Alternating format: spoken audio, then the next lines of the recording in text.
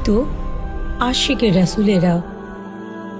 মানব নফস অর্থাৎ ষড়রিপু তথা কাম, ক্রোধ, লোভ, মোহ, মদ ও মাৎসর্য, এই রিপুগুলোর বেড়াজালে মানুষ আবদ্ধ হয়ে পড়ে। এই রিপুগুলো মানব আত্মাকে অন্ধ করে দেয়, বধির করে দেয়, জাগতিক মোহে আচ্ছন্ন করে দেয়।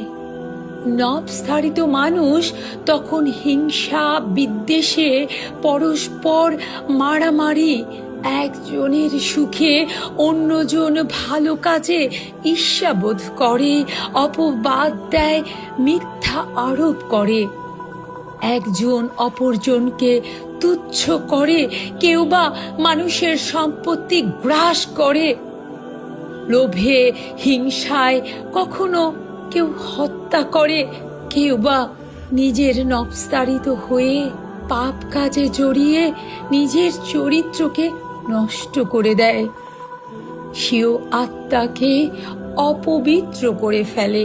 কিন্তু আল্লাহর মনোনীত মহামানবগণ রিপুর দাসত্বে আবদ্ধ নন।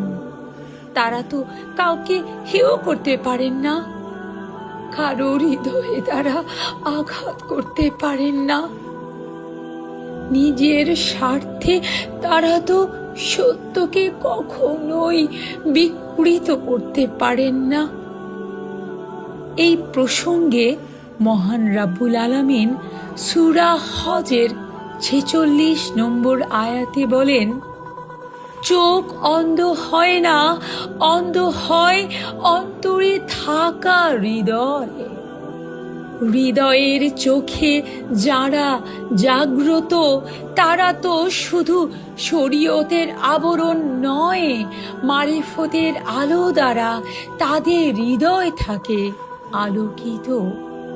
তারা থাকেন আলোকিত মানব, তারা তো প্রজ্বলিত প্রদীপ।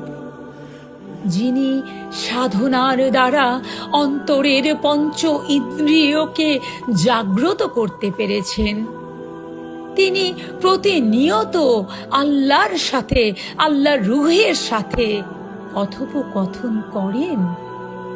দয়াময় আল্লাহকে তিনি তার নফসের মোকামে দেখেন, দয়াল রাসূলের সাথে, সর্বযুগের নবী রাসূলের সাথে তার হৃদয়ে যোগসূত্র আছে।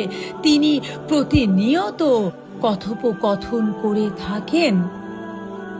সমগ্র যুগের নবী রাসূলের সাথে, দয়াল রাসূলের সাথে, মহান মুর্শিদের সাথে, মহান রাব্বুল আলামিনের সাথে তার তো প্রতিনিয়ত দেখা সাক্ষাৎ হয়।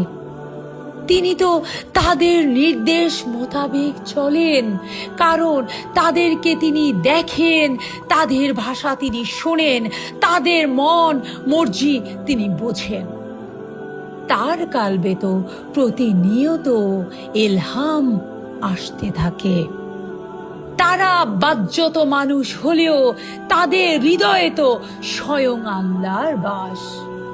যেই কারণে হযরত আলী বলেছিলেন, এ কোরআন মৃত, আমি সবাক জীবন্ত কোরআন।